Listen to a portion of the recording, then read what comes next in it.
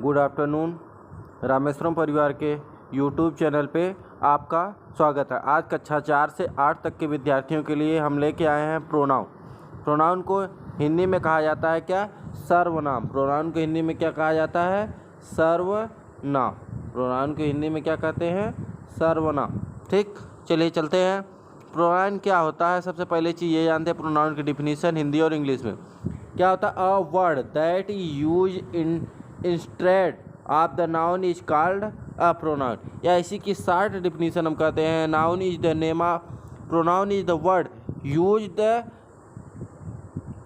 Step of noun. अर्थात ऐसे शब्द जो नाउन के स्थान पर या संज्ञा के स्थान पर प्रयोग किए जाते हैं उसको क्या कहा जाते हैं? प्रोनाउन। जो शब्द नाउन के स्थान पर प्रयोग किए जाते हैं उन्हें क्या कहा जाता है? Pronoun. A word that used instead of a noun is called pronoun. Pronoun kinds of pronoun. Pronoun के प्रकार। प्रोनाउन के जो मुख्यतः क्या होते हैं हमारे 10 प्रकार होते हैं। पहला प्रोनाउन के प्रकार कौन कौन से हैं? Personal pronoun. पर्सनल प्रोनाउन मतलब पुरुषवाचक सर्वनाम। दूसरा है क्या? Reflexive pronoun. रिफ्लेक्सिव प्रोनाउन मतलब निजवाचक सर्वनाम। तीसरा क्या है? एक्सप्लेटिव प्रोनाउन। एक्सप्लेटिव प्रोनाउन जिसको कहा जाता है दृढ़वाचक सर्वनाम। चौथा है डेमोन्स्ट्रेटिव प्रोनाउन जिसको कहा जाता है संकेतवाचक सर्वनाम। चौथा है इंट्रोगेटिव प्रोनाउन जिसको कहा जाता है प्रश्नवाचक सर्वनाम। छठवां है identity indefinite pronoun. Indefinite pronoun मतलब अनिश्चयवाचक सर्वनाम। सातवां है डिस्ट्रीब्यूटिव प्रोनाउन जिसको कहा जाता है विभाग सूचक सर्वनाम। आठवां रिलेटिव प्रोनाउन जिसे कहा जाता है संबंधवाचक सर्वनाम। नौवां है रिसिप्रोकल प्रोनाउन जिसको कहा जाता है परस्परवाचक सर्वनाम। 10वां है एक्सक्लामेटरी प्रोनाउन जिसको कहा जाता है विस्मयवाचक सर्वनाम। चलिए हम चलते हैं एक एक के बारे में अध्ययन करते हैं। पहला हम चलते हैं, पहला हमारा है पर्सनल प्रोनाउन। पर्सनल प्रोनाउन क्या होता है? यहाँ देखिए डिफिनीशन लिखा गया। Personal pronoun which denotes the speaker, listener and the third person. अर्थात ऐसे शब्द जो सर्वनाम या जो बोलने वाले, सुनने वाले या अन्य पुरुष का बोध कराते हैं उसे व्यक्तिवाचक सर्वनाम कहते हैं। पर्सनल प्रोनाउन मतलब व्यक्तिवाचक सर्वनाम। तो ऐसे शब्दों के लिए हमें कौन कौन से प्रयोग यूज किए जाते हैं? जैसे I, me, we, us, you, he, him, she, her, it, they, them. ये क्या होते हैं? हमारे थर्ड पर्सन प्रोनाउन होते हैं जो क्या होते हैं? किसी बोलने वाले, किसी सुनने वाले या किसी अन्य पुरुष का बोध कराते हैं तो उसे क्या कहा जाता है? व्यक्तिवाचक सर्वनाम। Pronoun is which denotes the speaker, listener and third person that called personal pronoun. चलिए चलते हैं इसके काइंड ऑफ पर्सनल प्रोनाउन में। पर्सनल प्रोनाउन का उपयोग व्यक्तियों या वस्तुओं के लिए किया जाता है। तो इसमें प्रोनाउन को, पर्सन को हमको 3 पार्टों में डिवाइड किया गया। फर्स्ट पर्सन प्रोनाउन जिसको कहा जाता है उत्तम पुरुष। दूसरा है सेकेंड पर्सन जिसको कहा जाता है मध्यम पुरुष। थर्ड पर्सन प्रोनाउन जिसको कहा जाता है अन्य पुरुष। चलिए पर्सनल प्रोनाउन में हम चलते हैं। पर्सनल प्रोनाउन के नॉमिनेटिव केस, पोसेसिव और ऑब्जेक्टिव केस कहा जाता है। प्रोनाउन में नॉमिनेटिव केस, पोसेसिव केस और ऑब्जेक्टिव केस। ठीक, यहाँ पर नॉमिनेटिव केस क्या है? जो कर्ता के स्थान पर प्रयोग किया जाते हैं। ठीक, पोसेसिव के क्या होते हैं? जो क्रिया के स्थान पर या उसका, उसकी, उसके की इंग्लिश के लिए प्रयोग किए जाते हैं वो है। ठीक, ऑब्जेक्टिव केस जहाँ अपने के लिए प्रयोग किया जाता है उसको कहा जाता है ऑब्जेक्टिव केस। यहाँ first person pronoun, first person pronoun में हमारे कौन कौन से आते हैं? जैसे आई का फर्स्ट पर्सन प्रोनाउन आई और वी है। ठीक, पर्सनल प्रोनाउन कौन है? फर्स्ट पर्सन में आई और वी। मैं और हम क्या है? फर्स्ट पर्सन प्रोनाउन है या प्रथम पुरुष है या उत्तम पुरुष है। इसका पोसेसिव क्या होता है? आई का पोसेसिव क्यों माई होता है और आई का ऑब्जेक्टिव केस क्या होता है? मी होता है। ठीक, अगला दिया है वी। वी का पोसेसिव केस अवर होता है और ऑब्जेक्टिव केस क्या होता है? अस होता है। Second person pronoun, second person pronoun में हमें दिया है जैसे यू। यू का हमारा सेकेंड पर्सन प्रोनाउन है। ठीक, इसका पोसेसिव क्या होता है? योर और योर्स होता है और इसका ऑब्जेक्टिव केस क्या होता है? यू। अब आते हैं थर्ड पर्सन प्रोनाउन में। थर्ड पर्सन प्रोनाउन में हमारे क्या आते हैं? ही, सी, इट, दे। तो ही का पोसेसिव को हीज और ऑब्जेक्टिव केस हिम। उसी तरह सी का हर और हर। दे का देयर और देम। इट का इट्स और इट। आगे चलते हैं। पर्सनल प्रोनाउन को 3 पर्सन का बोध होता था। फर्स्ट पर्सन अर्थात प्रथम पुरुष या जिसको कहा जाता है उत्तम पुरुष। ठीक, the person I and we that denote the person a person's speaking are said to be personal pronoun is first person। ऐसे शब्द जो किसी बात करने वाले व्यक्ति के लिए बोध होता है उसे कहा जाता है फर्स्ट पर्सन प्रोनाउन। जैसे I am going to school, अर्थात मैं स्कूल जा रहा हूँ, अर्थात मैं अपने आप के लिए कहा जा रहा है। We are talking the examination, अर्थात वी आर टाकिंग द वह हम परीक्षा के बारे में बातचीत कर रहे हैं, अर्थात हम ही है। जो वहाँ पे पर्सनल है first person. I am younger, मैं क्या हूँ, जवान हूँ। वी आर स्टूडेंट, हम क्या है, स्टूडेंट है। ये क्या है, एक हमारा क्या है, एक third person first person pronoun है जिसको कहा जाता है उत्तम पुरुष। अगला है सेकेंड पर्सन अर्थात मध्य पुरुष। The the pronoun you which denotes the persons or persons spoken to it is said to be personal pronoun of the second person. क्या होता है, ऐसे शब्द जो किसी दूसरे के लिए बोध करा रहा है तो उसको क्या कहा जाता है, सेकेंड पर्सन प्रोनाउन। यह पर्सन यू से बात किया जाए अर्थात उसे सेकेंड पर्सन, जहाँ पे भी यू आ जाएगा उसको सेकेंड पर्सन कहा जाएगा। जैसे कह रहा है which is your classroom, which is your classroom, क्या तुम्हारा क्लासरूम क्या है। हाउ आर यू, तुम कैसे हो। ये क्या है, हमारे सेकेंड पर्सन प्रोनाउन है। सेकेंड पर्सन प्रोनाउन में यू का प्रयोग छोटे व्यक्तियों के लिए किया जाता है तो उसका अनुवाद तुम होता है, और जब यू का प्रयोग बड़े व्यक्तियों के लिए किया जाता है तो उसका अनुवाद क्या होता है, आप। अर्थात यू जब छोटे के लिए प्रयोग किया जाता है तो अब यू की इंग्लिश क्या होगी, तुम। अब जब बड़ों के लिए प्रयोग किया जाता है यू की इंग्लिश क्या हो जाएगी, हिंदी क्या हो जाएगी, आप। ठीक, जैसे यार दिया है you are a good boy, तुम अच्छे लड़के हो। तो यहाँ क्या मतलब है, छोटे के बारे में बात कर रहा है। यू टाट अस इंग्लिश, आपने हमें अंग्रेजी पढ़ाई। ये क्या है, बड़े लोगों के लिए बात किए जा रहे हैं। ठीक, हिंदी में आदर सूचक सर्वनाम का भी प्रयोग बहुवचन में होता है, इसलिए हम विद्यार्थी इंग्लिश के अनुवाद करते समय इन्हें प्लूरल प्रोनाउन बना देते हैं, जो कि एक बहुत बड़ी गलती है। इंग्लिश में आदर्श सूचक सर्वनाम के लिए किन्हीं विशेष सर्वनामों का प्रयोग नहीं किया जाता है। जैसे महात्मा गांधी हमारे राष्ट्रपिता हैं, तो क्या होता है, Mahatma Gandhi is the father of our nation. क्या हो जाएगा, महात्मा गांधी हमारे राष्ट्रपिता है तो Mahatma Gandhi is the father of our nation. वे कहते हैं सदा सच बोले, अर्थात कौन कहता है, महात्मा गांधी बोलते हैं। He said comma inverted comma always speak truth, अर्थात सदा सत्य बोलो। अगला थर्ड पर्सन अन्य पुरुष। The person he she they and it which denote the person और persons spoken of are said to personal pronoun of the third person. जिस person में ही सी दे और इट के बारे में बात की जाती है उसे थर्ड पर्सन कहा जाता है। जैसे she has prepared the chart, वह इस चार्ट को तैयार कर रही है। ठीक, अगला help her in her study, here is your book, take is the way, the horse fall and broke it legs, the baby has turn its cloth. ये क्या है, हमारे सभी थर्ड पर्सन प्रोनाउन है। कौन कौन से third person pronoun, he she they it, ये क्या है, हमारे थर्ड पर्सन।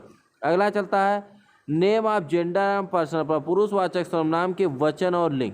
ठीक, एक वचन के लिए आई, ही, सी और इट का प्रयोग, अर्थात जिसको कहा जाता है एक वचन प्रोनाउन मतलब सिंगुलर नंबर।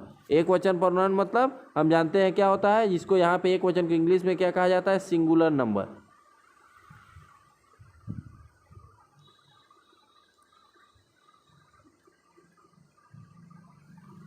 ठीक, उसी तरह बहुवचन दिया है, बहुवचन को इंग्लिश में क्या कहा जाता है, प्लूरल नंबर। क्या कहा जाता है, plural number, PLURAL, plural number. Plural number को क्या कहा जाता है, बहुवचन। चलिए आगे चलते हैं। नोट, यू एक वचन व बहुवचन दोनों के लिए प्रयोग किया जाता है, अर्थात इस नोट को हमें याद रखना है कि यू का प्रयोग कभी सिंगुलर नंबर के लिए कभी प्लूरल नंबर के लिए भी प्रयोग किया जाता है। चलिए आगे चलते हैं। जेंडर, जेंडर क्या होता है, हमारे इंग्लिश में जो होते हैं 4 जेंडर होते हैं। ठीक, masculine gender, feminine gender, neutral gender और कॉमन जेंडर। ठीक, हिंदी में इनको कहा जाता है, मैस्कुलिन जेंडर को कहा जाता है पुरुषवाचक, पुरुषवाचक। ठीक, फेमिनिन जेंडर को कहा जाता है स्त्रीलिंग, स्त्रीलिंग। ठीक, अगला है न्यूट्रल जेंडर मतलब जिसको कहा जाता है नपुंसक लिंग, जिसको कहा जाता है क्या, नपुंसक लिंग। न्यूट्रल जेंडर को क्या कहा जाता है, नपुंसक लिंग। ठीक, अगला है कॉमन जेंडर। कॉमन जेंडर को कहा जाता है उभयनिष्ठ लिंग। उभयनिष्ठ लिंग क्या कहा जाता है, उभयनिष्ठ लिंग। ध्यान से रखिएगा, मैस्कुलिन जेंडर को पुरुष लिंग, फेमिनिन जेंडर को स्त्रीलिंग, न्यूट्रल जेंडर को नपुंसक लिंग, कॉमन जेंडर को उभयलिंग। ठीक, चलिए आगे चलते हैं। केस ऑफ पर्सनल प्रोनाउन, पुरुषवाचक सर्वनाम के कारक। पुरुषवाचक सर्वनाम में क्या होता है, पहला नॉमिनेटिव केस। जब प्रोनाउन को सब्जेक्ट के रूप में प्रयोग किया जाता है तो उसको क्या कहा जाता है, नॉमिनेटिव केस। जब प्रोनाउन का प्रयोग किसी सब्जेक्ट के रूप में किया जाता है तो उसको कहा जाता है क्या, नॉमिनेटिव केस। जैसे आई गो टू स्कूल, अर्थात मैं स्कूल जाऊंगा, मैं स्कूल जाऊंगा। ठीक ठीक, या मैं स्कूल जा रहा हूँ। अगला, इस वाक्य में आई क्या है, हमारा नॉमिनेटिव केस का क्या है, किसमें आई नॉमिनेटिव केस है, मैं स्कूल जा रहा हूँ में, आई गो टू स्कूल में आई क्या है, हमारा नॉमिनेटिव केस है। चलिए अगला, ऑब्जेक्टिव केस। जब पर्सन प्रोनाउन के ऑब्जेक्ट के रूप में प्रयोग किया जाता है, जिसे ऑल नो मी, अर्थात जब ऑब्जेक्ट के स्थान पे हमें किसी प्रोनाउन का प्रयोग किया जाता है उसको क्या कहा जाता है, ऑब्जेक्टिव केस। ऑब्जेक्टिव केस में यहाँ पे देखिए आई नो मी में क्या है, मी हमारा क्या ऑब्जेक्टिव केस है, क्योंकि ये ऑब्जेक्ट के रूप में प्रयोग किया जाता है। अगला एक है हमारा पोसेसिव केस। पोसेसिव केस, जब प्रोनाउन को मालिक, ओनर या संबंध, रिलेशन के रूप में प्रयोग किया जाता है तो उसे क्या कहा जाता है, रिलेटिव प्रोनाउन। जैसे that car is mine, that car is mine, अर्थात यह कार मेरी है। चलिए आगे चलते हैं। अगला दिया है दैट काउ इज योर, यह गाय तुम्हारी है। तो यहाँ क्या हो रहा है, किसी दूसरे के लिए कहा जा रहा है लेकिन हमसे संबंध, रिलेशन भी बताया जा रहा है, इसलिए इसको क्या कहा जाएगा, हमारा क्या हो जाएगा, ये पोसेसिव केस हो जाएगा। अगला चलते हैं, पर्सनल प्रोनाउन के अन्य पोसेसिव के रूप होते हैं, जैसे mine, ours, yours, hers, theirs. यदि प्रोनाउंस का पोसेसिव के वर्ब को नाउन से अलग किया जाता है तो माई की जगह माइन, अवर की जगह अवर्स, योर की जगह योर्स, हर की जगह डैश डैश, हेयर्स, देयर की जगह टेयर्स आदि प्रयोग किया जाता है। अब possessive case, adjective and possessive pronoun, जैसे इट इज माई कार, क्या है, इट इज माई कार, जिसका क्या हो जाएगा, दैट कार इज माइन। ठीक, पोसेसिव केस में क्या है, इट इज माई कार, तो इसका जब पोसेसिव प्रोनाउन बनाया जाएगा तो क्या है, that is this car is mine. अगला पोसेसिव एडजेक्टिव में क्या होता है, दैट इज योर बैट, तो इसका जब पोसेसिव प्रोनाउन बनाया जाता है, दैट बैट इज योर्स। फिर अगला क्या है, that is your our school, इसका जब पोसेसिव प्रोनाउन बनाया जाएगा तो क्या हो जाएगा, दिस स्कूल इज आवर। चलिए आगे भी इसी तरह का किया गया है।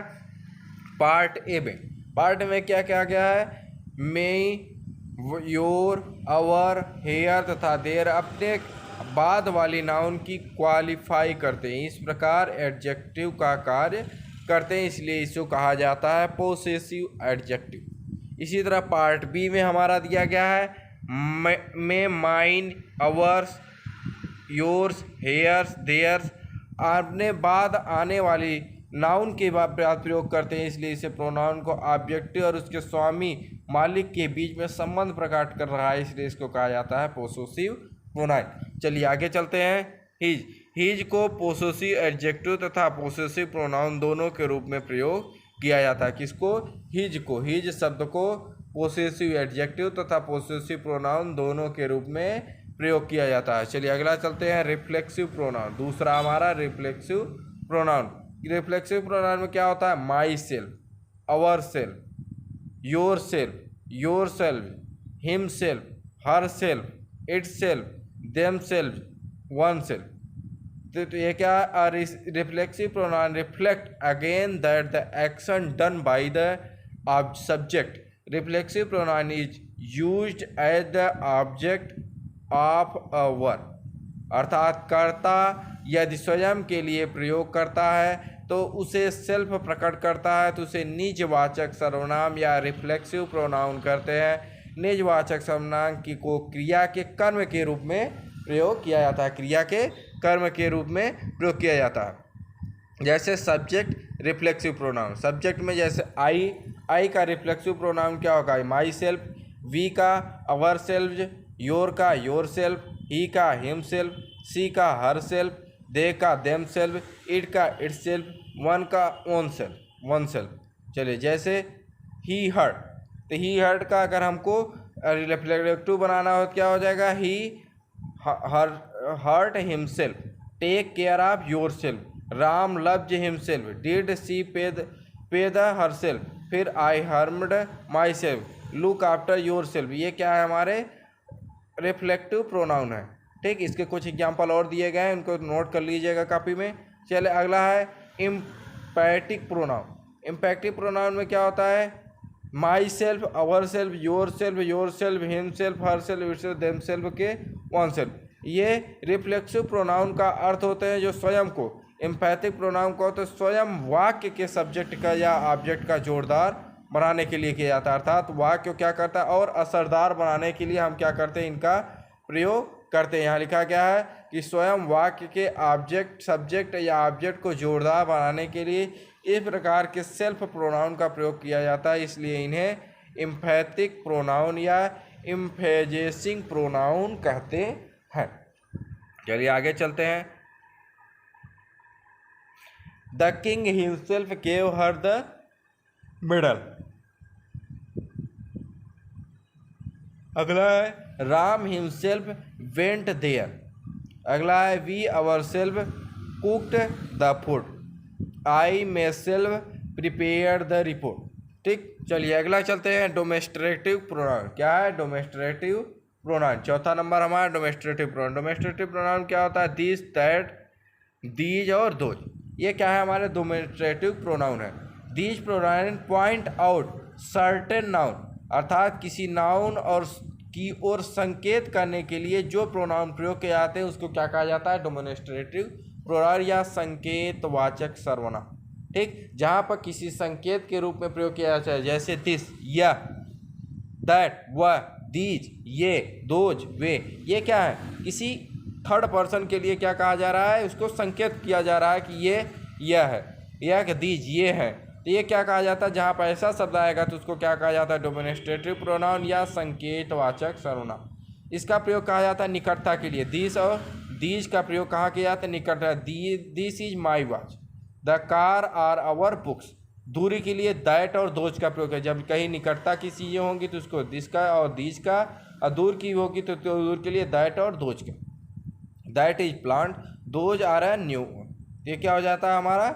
ये क्या हो जाते हैं? किसके लिए? दूरी के लिए प्रयोग किया जाता है दैट और दोज, और निकटता के लिए दिस और दीज। चलिए ऐसे प्रोनाउन के तुरंत बाद वर्ब का प्रयोग किया जाता है, इसलिए यदि दैट के बाद प्रोनाउन हो तो दैट डोमेस्ट्रेटिव प्रोनाउन होगा। जैसे that is house where live. ये क्या है? हमारा डोमेस्ट्रेटिव प्रोनाउन है।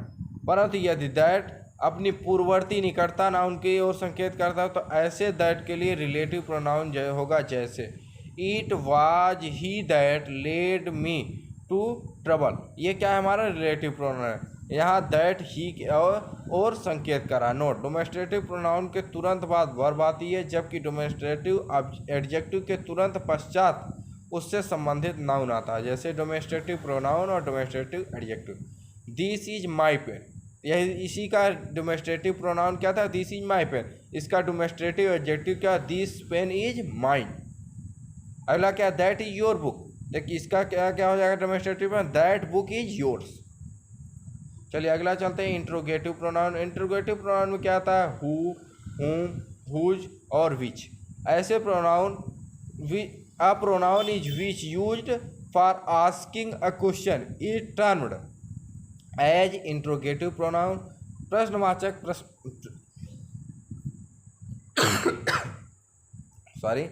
प्रश्न पूछने के लिए जो प्रोनाउन प्रयोग किया जाता है उसे इंट्रोगेटिव प्रोनाउन कहा जाता है। जैसे हु, विच, वाट। व्यक्तियों के लिए हुज, हु, हुज और हुम का प्रयोग किया जाए। जैसे who wrote this letter. Whose क्या क्या है? वाक्यों के लिए whose this pen. Whom do you the hate. Who is knocking at the door. वस्तुओं के लिए वाट का प्रयोग किया जाता है। What does he want. What will you have a drink. अगला सी, व्यक्तियों व वस्तु दोनों के लिए विच का प्रयोग किया जाता है। विच से चुनाव का भाव होता है, जैसे which is our pen, which of those man is your father. अगला इंट्रोगेटिव प्रोनाउन के तुरंत बाद वर्ब आती है, जबकि इंट्रोगेटिव एडजेक्टिव के तुरंत पश्चात उससे संबंधित नाउन आता है। जैसे interrogative pronoun which is your book, interrogative adjective में क्या होगा, विच बुक इज योर। यहाँ देखिए नाउन पहले आ गया, बुक अर्थात बुक क्या है हमारा नाउन है, तो ये क्या आ गया पहले हो गया, और यहाँ पे ऑब्जेक्ट हमारा बाद में हो गया। चलिए हेल्पिंग वर्ब बाद में हो गया ही। चलिए which is this pen, whose pen is this. चलिए आज के लिए इतना ही। Okay, thank you. रामेश्वरम परिवार में आपका स्वागत है। चैनल को लाइक तथा सब्सक्राइब करते रहिए।